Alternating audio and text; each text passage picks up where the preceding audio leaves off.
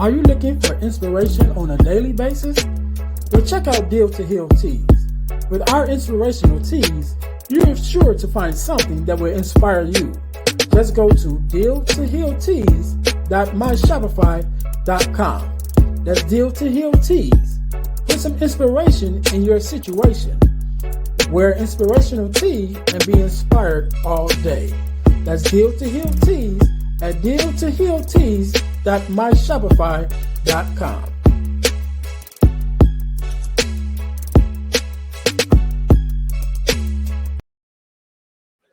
Hey guys, this is Earnest James, host of the Deal to Heal with E. James podcast, and I got a question to ask you.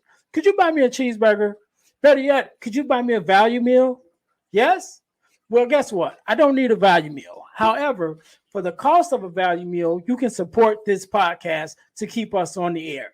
Just go to Patreon/Deal to Heal podcast and choose any one of the 3 tiers that's available. And if you just want to make a one-time donation, go to Cash App and make a donation to $EJames, the number 418. Make a one-time donation to the Cash App, or again, go to Patreon to support this podcast and keep us on the air. Thanks in advance. Be blessed.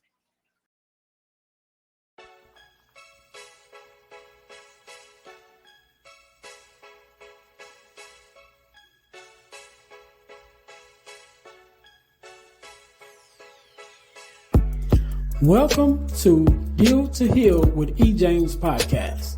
On this podcast, my guest and I will discuss topics and ways to help us to heal in every area of our lives. I believe that everyone can live a life that is happy, healthy, and whole. So I'm on a mission to help people to deal, heal, and fulfill. Deal with your problem, heal from the pain, and fulfill your purpose. Thanks for tuning in. Let's get to it. Welcome to the Deal to Heal with E. James podcast. I'm your host, Earnest James, and I believe that everyone can live a life that is whole, healed, and healthy. And therefore, I'm on a mission to help people to deal, heal, and fulfill. That's deal with your problems, heal from the pain, and fulfill your purpose. Thank you guys for tuning in to the Deal to Heal with E. James podcast. Once again, if you haven't already, please subscribe, listen, like, subscribe, and share to our YouTube channel. We're definitely trying to get up there, get our numbers up on YouTube, and subscribe so that you don't miss any of the actual episodes. Also to our Facebook page, because on our Facebook page, you will have access, or we'll definitely always share links where you can go straight over to YouTube to watch the videos. But on the Facebook page, we're able to share more information with you for things that we have coming up, as far as workshops and ebooks and, a whole host of other things that we're working on. If you go, follow us on the not YouTube, but follow us on the Facebook page, you'll be able to stay in contact with us. And also our Spotify page, on Spotify, the podcast on Spotify, so that you can listen to the podcast while you're on the move. All right. So you guys definitely, if you haven't already, subscribe, listen, like, subscribe, and share. Listen also to the end. I'm going to tell you guys how you can win $100 from the podcast, and it don't cost you anything. But you got to listen to the end in order to get that information. All right. So let's jump right into it today. Just like any other day, we are blessed with a guest, Miss Symone. How are you? I'm great. How are you, EJ? I am good. And I called you Symone, and you told me to call you Symone. It's okay. Symone is my middle name, actually. So okay. That works too. But I'm good. First of all, let me say thank you for being here. You could be doing anything else, but you took out your time to be here with me and my listeners, and I definitely appreciate it, and I believe that they do too. So let's jump right in it. First of all, Sydnye, tell us who you are and what it is that you do. Well, I'm Sydnye Symone, and I'm an advocate for positive body image. I am also an HR professional, but as well as that, I'm a 3-year amputee. All right. So, Sydnye, the way I came across your book, because you wrote a book, and I came across your book, and um, I believe it was your aunt who had posted on Facebook. We're in the same speakers group, and she posted it, and I seen it, and I clicked on it, and I was really impressed by it, just by the story within itself, and definitely your resilience, because to go through something, as far as life changing as becoming an amputee, and then to be healed from it to the point that you can write a book about it. I know that's an amazing journey. So let's start from the beginning. Because you said 3 years, so you obviously wasn't born, as an amputee. So tell us a little bit about your story, or who you were, who was Sydnye uh, before the amputee, and then after, or let's say then goes into that, and let's talk about that journey to becoming who you are now. Yes, definitely. So I was like the normal woman in her young 20s, starting my career, trying to build a rapport. And I just all of a sudden got terribly sick. I had been on so many like vacations with friends and, just out and about around Chicago because that's when I lived in the Chicagoland area. And this was a devastating kind of thing. I noticed first that I was having a lot of swelling in my legs. And one day I went to work and my boss was like, "You have the legs of a pregnant lady. That's something's not right." So she immediately sent me to urgent care to get that checked on. And from there, the doctor asked me to go to the hospital because she knew that the appropriate equipment wouldn't be at urgent care. It was very severe. She couldn't pinpoint or diagnose what the issue was. So she wanted me to get extra help, but she knew the level of severity. So it was kind of definitely a shock. It rattled me for sure. Going from just like a normal human being living my daily life and barely getting a cold to Mm. such an illness, and finding out more about that and how I have been affected. Hmm. So again, you mentioned about going from what would be considered a everyday woman going on their everyday life to now you get this news. So I'm sure that there was some depression that probably came along with that, or some you know finding yourself at a low point, during that process. And then how long was the process of finding out that you were sick to even getting to the point where you had to become an amputee? Like, how long was that, and what was that journey like? Yeah, so that timeline is interesting. I found out the whole thing that caused my amputation is a kidney disease that I have, and it's very chronic and very rare. And I found out about it when I was 24, and I'm now 29. And so, honestly, I didn't take it very seriously. When I was told that, it was something going on with my kidneys, I thought it was just something you took medicine for, and then it kind of Mhm. like works itself out. So, by 24, I was in and out of the hospital so much, and it just progressively got worse. It would be okay for a moment, and then something else would happen. So the amputation was 3 years ago. So I found out I was sick at 24, and then the amputation happened at 26. So in between those 2 years, things progressively got worse. And yeah, and like I said, so I'm imagining that there was some depression and things that went on in that time period, to kind of that would probably get you to a low point. So as you begin to work your way, out of that, how big was your family and the people in your life to help pull you out of that place, and what were some of the things that you looked forward to that kind of helped you come from this surprising news and Mhm. devastating news that definitely changed your life to, okay, now even accepting what had happened. Yeah, EJ, there definitely was some depressive points where I just wasn't ready to accept what was going on, and just extreme sadness. So I would try to avoid the whole subject. But my family was and is paramount in my recovery process. So I feel like when people talk about recovery, they always think that it's just physical, but it's a Mhm. mental and emotional thing as well. And so I needed my family there to just remind me of who I was before this amputation, encouraged me when I was at my low points.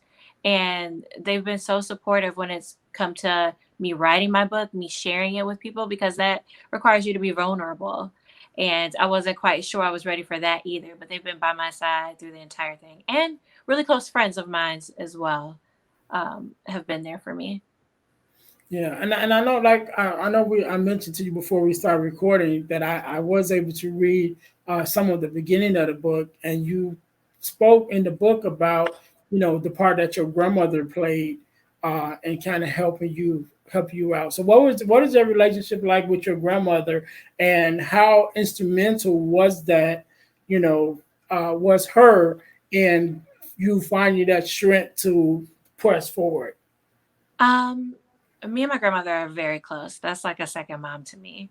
I was raised with her, so we are very tight, and I tell her anything.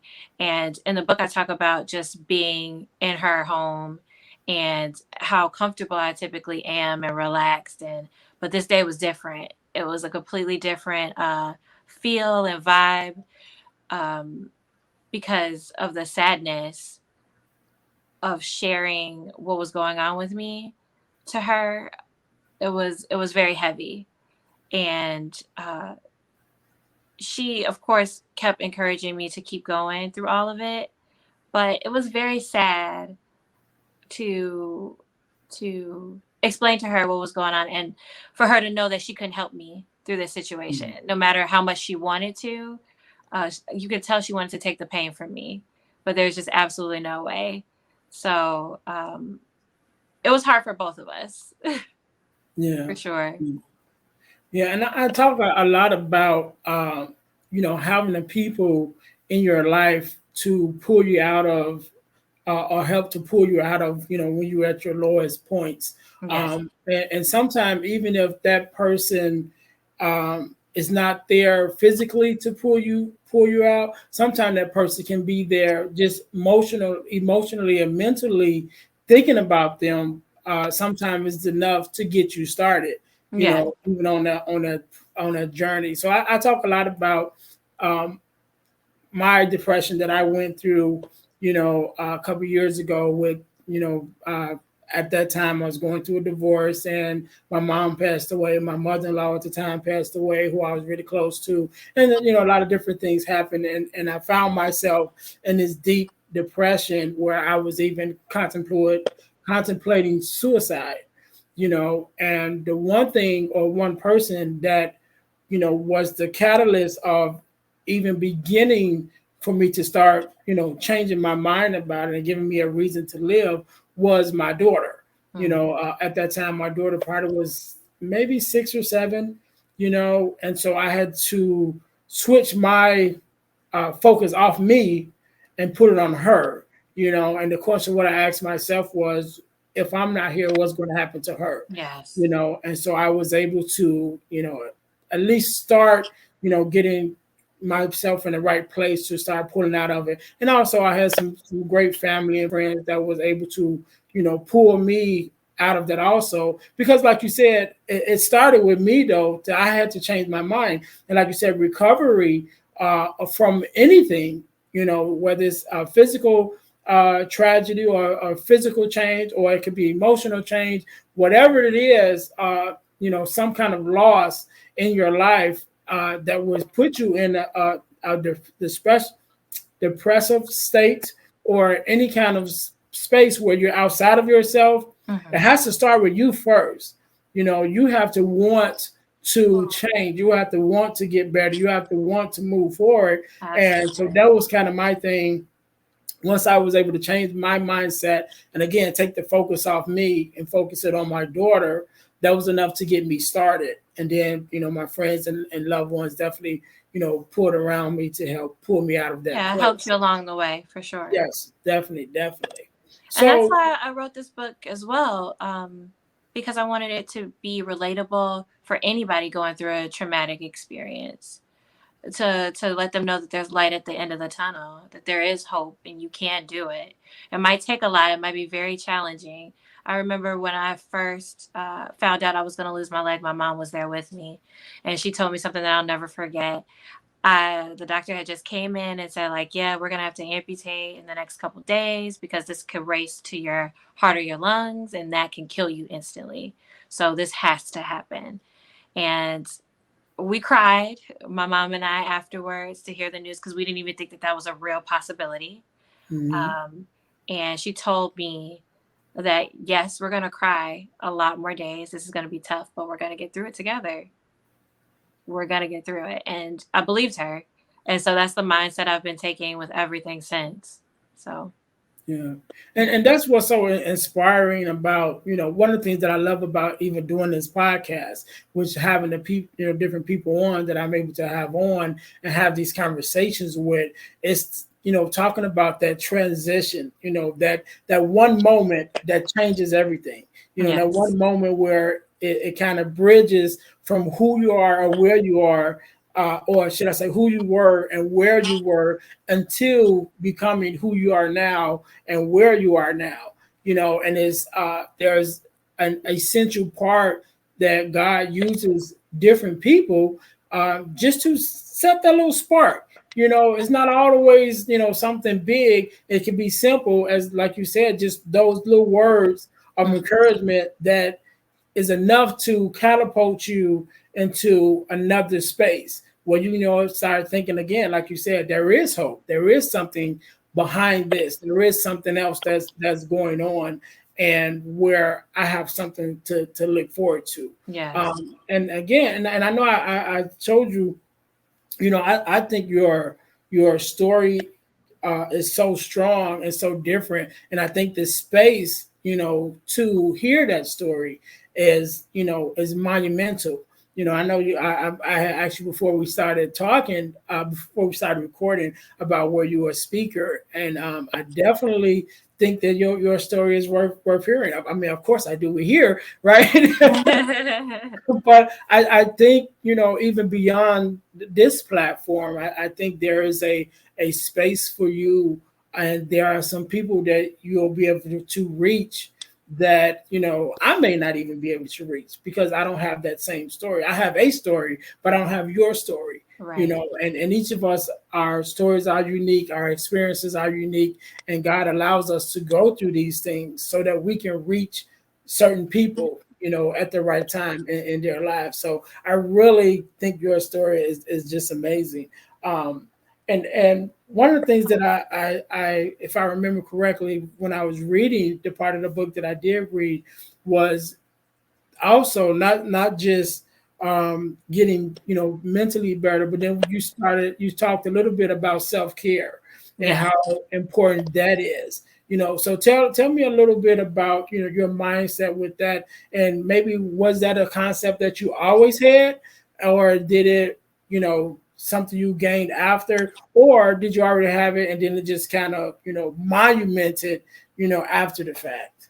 I always kind of had it. I always valued self care and I thought that was important, but I think what it looked like changed to me after this.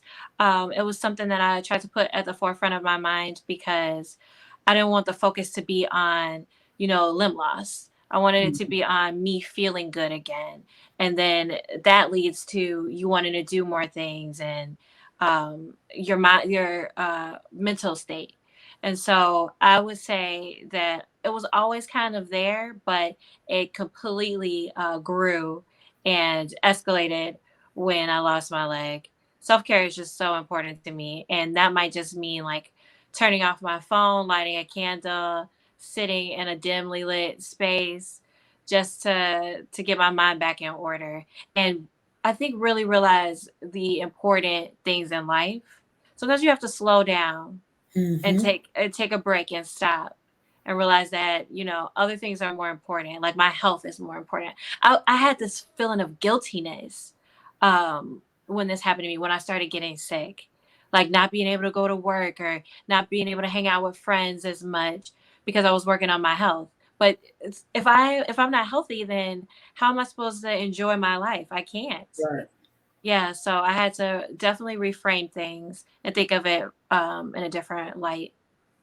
Yeah, yeah, and I so everybody that I have on, I definitely go to their social media pages and kind of look at what they're doing and what they represent and stuff. And I see some pictures of you doing some things. I see you on a horse. I was like, oh, go, girl. And I was just Yeah. excited, to see you not only out, you know what I mean, but out and about and probably doing some things that people who are physically whole are afraid to do or may even want to do and haven't even pressed that press forward to do something. So have this probably on a different note, has this opened you up to make you more courageous and make you more like, what, let me press forward, let me go and do some of these things. People always say they have a bucket list. I don't really like the concept of the bucket list because it's like waiting to the end of life. Like, I don't have a bucket list, I just have a list, Right. and I'm working on it right now. Mhm. So did this actually have a transformation moment to you that made you feel like, what, I'm gonna live it up, from here on out?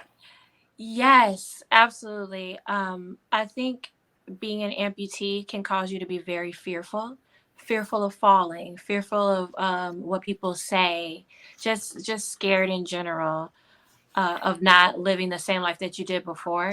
So Mhm. I take the approach where I want to push the envelope, and I don't like hearing that I can't do something.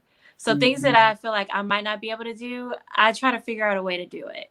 And I've had great friends that have supported me along with that. Like, girl, we're gonna figure it out, because I have still been fearful. Because with the horseback riding, I was very afraid. I was like, how am I gonna get up on this thing? What if my leg falls off while I'm riding it? Your mind just goes to like the Mhm. worst possible scenarios. But yes, this has Right. definitely caused me to be more courageous and try new things that I wouldn't before. And I'm at the point where, at the beginning, I used to really care what people think or thought. And if they would see me, like I would kind of just like, avoid eye contact and just try to be in like a smaller space and not a lot of people or Mhm. crowds, because I was just afraid.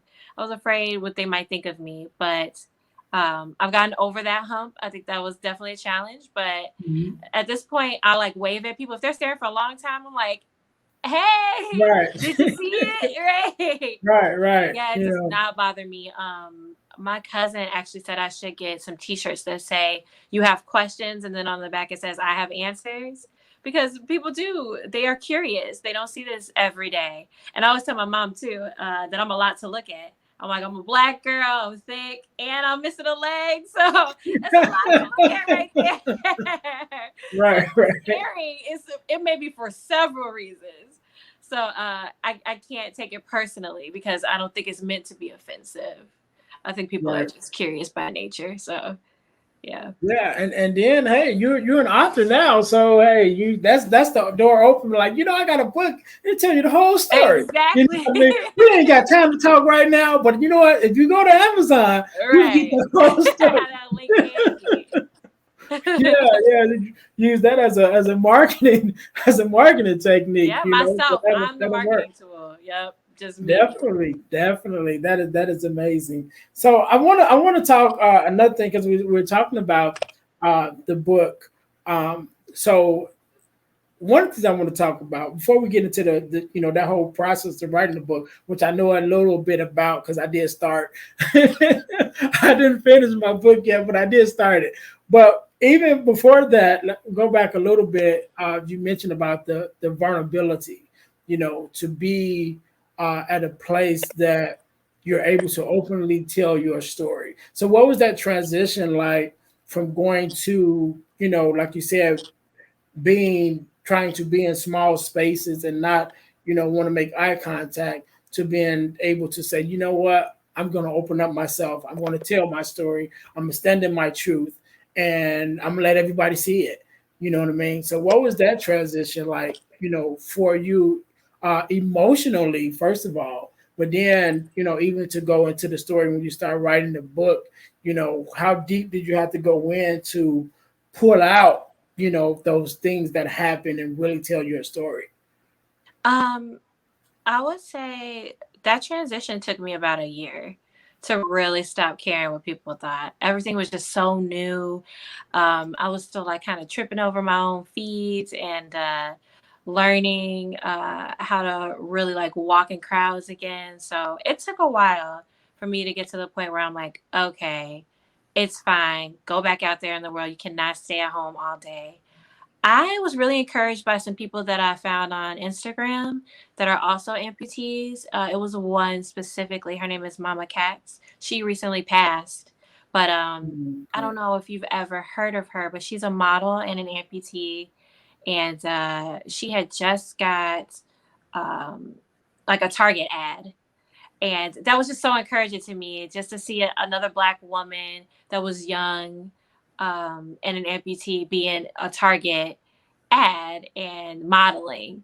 So things like that encouraged me too, because I'm like, if she can do it, then I can be out here Right, doing right. it. I might not model necessarily, but I could just be out here and seeing people's responses too. I've gotten way more positive responses to me than negative. So people are curious, but once we get past the questions, they're like, "Man, I'm so glad to see you out here." So that response helped with that transition as well, for sure.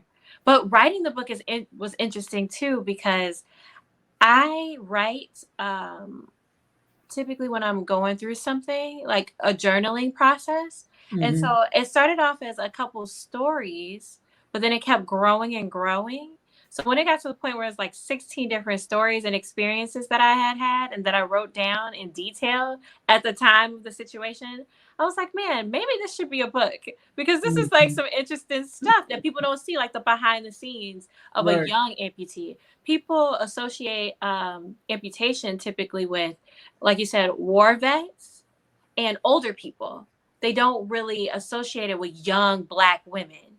Like Right. that doesn't really happen very often. That's not something you see. That's not something that's depicted in movies or TV shows.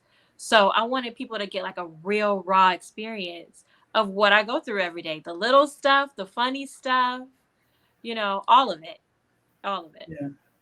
Yeah, and I'm really looking forward to really diving into the whole story. Like I said, I was able to read the the little part that comes when you click the link, Right. in your link.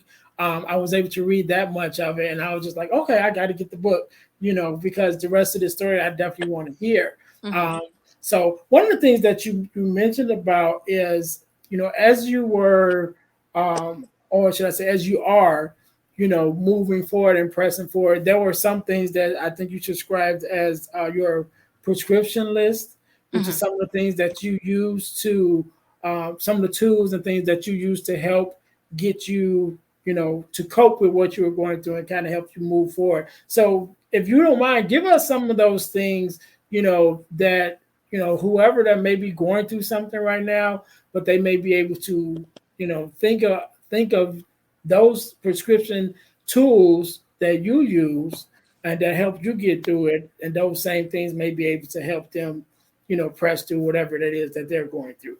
Yeah, for sure. One of them is definitely realizing that you can't prepare for every battle, or you can't predict every battle, rather. So you can't predict everything that's going to happen.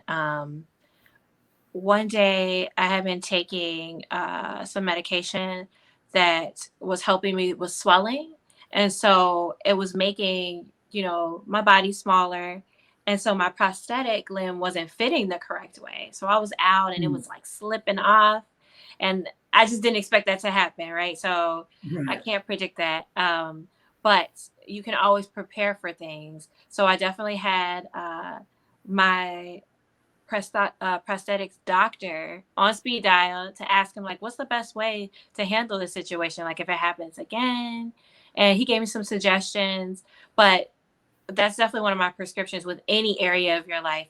No, you're not going to be able to predict, when it's going to rain sometimes or when it's going to be a challenge that you face. But you can try to prepare for these things, and make sure you prepare yourself mentally for challenges. And how are you going to pull yourself out of those states? Who are you going to talk to?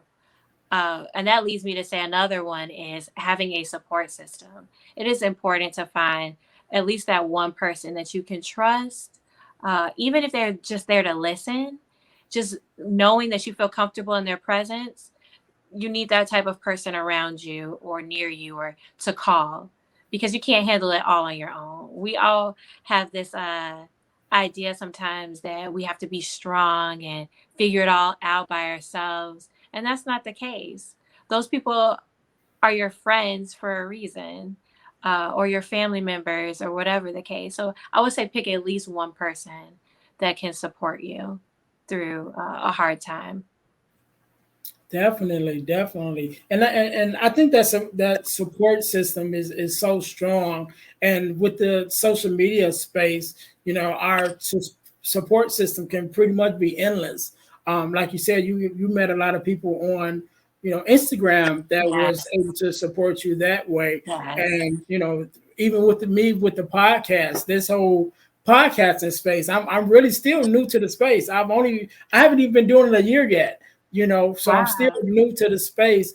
But it was on social media that I was able to connect with a lot of people, even to even get started, and so those spaces where you have those support groups is definitely great when you have that, and definitely a help. I remember, as I spoke earlier about when I was going through my depression after my mom passed and my mother-in-law passed away, I joined the bereavement group. And when I was in that bereavement group, they helped me get through some things. And I liked it so much that I became a volunteer, and I started volunteering. Then I started helping them run the program. And I even after that started my own non-for-profit Wow. organization, which started doing it. And now I'm actually in the works of making it into a online workshop where I can do it online and reach more people and help more people even That's with that. amazing. So, yeah, thank you. But it's those support groups and those supportive people that you have in your life that helps you to become who you are. And I always speak about this one thing that God gave me, this understanding that whenever we're going through something, either we have a choice to make. Either we're going to be a victim of our circumstance or a victor of our circumstance. And those of us who come out on the other side victorious, it then becomes our job to go back and get the victims and to help them, to the other side. And that's what I think that you are doing even now. You've been through some things, and now you've written this book, and the same way you are looking to other people, that there's going to be people that's looking to you now. Because I Yes. was even inspired, like I said, when I came across the book and was just like, wow, the story, and that was even before I even knew the story, just by the little part that I could see just from the front of the book, Yeah. and the name of the book, and I was just automatically intrigued, before I even went any further, That's great to know. and so, I'm yeah, glad. yeah, and I think the cover was nice. I think it was the whole messaging and the whole presentation of the book was nice. It got my attention, and I was like, I want to read the story. I want to hear the story, and so that's why we're here now to give you a chance to hear the story, to hear your story. That's Um, definitely what I wanted to do, is to help someone else in the same predicament, going through a traumatic time in their life, just to be relatable. That's absolutely how I wanted people to feel. yeah, and I think you're doing it. I think you're doing it. Um, so, what else did I have to talk about? Um, I think that was pretty much covered all my questions that I wanted to ask you. So here's a question: What's Mhm. next? What's next for Sydney? So you've written a book. You moved out of Chicago, got away from the Yes. cold. Do not miss it. I'm And so, sorry. I don't miss the cold. so what's next for you? What can we look forward to seeing the next thing for Sydney? I think speaking. I'm trying to figure out what platforms I want to speak at. If it's going to be like women's empowerment. Why Renee, my aunt, actually is having a tour right now. I don't know if you saw that, but she's Yes, going I from state did. to state, and she will be in Charlotte, North Carolina, in the latter part of the year. And so I plan on being there. I don't know if I'm going to speak. I might just have a table, and so when people come by, they can buy my book and just hear my story or share their story with me, whatever the case. So just getting out there to different groups and networking, and hopefully a new book. Hopefully a new book. This one just came out, but my writing hand has been working some more. And my life is continuing, and there's still Right, different right. challenges that I face and new stories. I have a story for everything. I am I am full of stories, and that I think will be interesting to people. So I think I might do a part two as well. Okay, So we'll see how okay, it good. goes. Good, good, good. So, Sydney, thank you again, once again, for being on, for sharing your voice and your story with us. I'm gonna let you have the last word. I'm gonna let you tell us a little bit where we can find the book and your social media handles, and leave us with a word of advice. So I'll give you a second to think about that, real I already quick. got I'm one. gonna let I you have. already got Okay, one okay, ready. okay. Hey, this Well, wasn't let even me. rehearsed, y'all. This is like So let me it's something he talk just to posed. I promise. let me talk to the listeners real quick, because I told them I was going to tell them how to win $100. So let me tell them. So everybody that's still listening, I'm glad you stayed to the end. Hopefully this wasn't the only reason you stayed to the end, because trying to figure out how you can win some money. If we was But having a that great didn't hurt. conversation, right, right. But since you're here, again, so how can you win $100 from the podcast? It's very simple. Become part of our super subscriber. Become a super subscriber. What is a super subscriber? A super subscriber is a person who has subscribed to our YouTube page, our Facebook page, and our podcast on Spotify. So to join the $100 super subscriber contest, the first thing you need to do is subscribe to our YouTube channel. Then subscribe to our Facebook page and subscribe to our podcast on Spotify. And after you've done those three things, text the word win to 866 326 0730.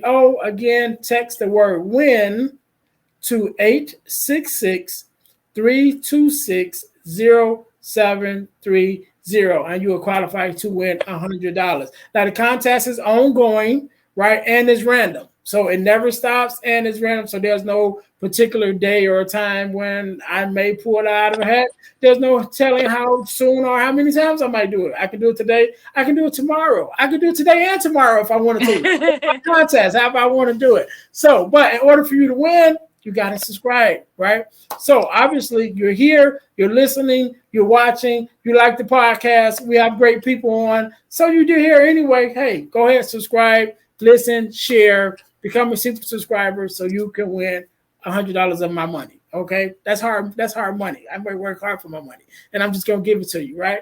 Okay. So anyway, Sydney, I'll Yes. let you have the last word. Again, thank you so very much for being on. Thank you for sharing your time with us and your story and your inspiration. Definitely inspired by you. Definitely going to get my copy of the book and maybe have you back on again when you write part two. Yeah.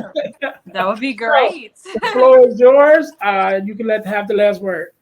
I was just going to say another one of my prescriptions, and what I think is a golden nugget is when you're going through a traumatic experience, acknowledging, that issue, that you have a problem, and then figuring out three solutions to that issue.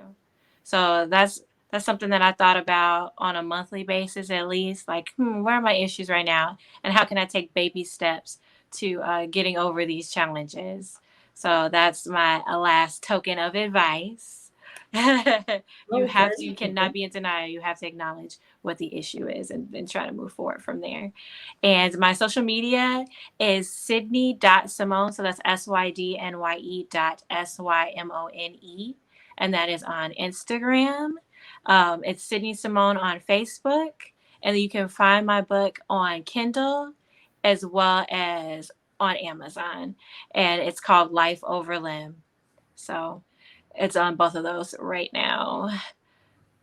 All right. So again, Sydnye, thank you so very much for being on. To my listeners, thank you guys for listening. Thank you guys for tuning in to the Deal to Heal with E. James podcast. I'm your host, Earnest James, and I'm on a mission to help people to deal, to heal, and to fulfill. Let's deal with your problems, heal from the pain, and fulfill your purpose. So until next time, guys, I will see you next week. Be blessed. Hey guys, I know you're enjoying the podcast. However, don't forget to join our text line at 866-326-0730. That's 866-326-0730 in order to receive text messages with new events and things that is going on and new episodes as they release. All right, see you in a minute. Thanks for listening to the Deal to Heal with E. James podcast. Remember to listen, like, subscribe, and share. This episode has been brought to you by Deal to Heal Teas. Put some inspiration in your situation. Wear an inspirational tea and be inspired all day. Let's go to dealtohealteas.myshopify.com. Remember, our mission is to help you to deal, heal, and fulfill. Deal with your problem, heal from the pain, and fulfill your purpose. Thanks for listening.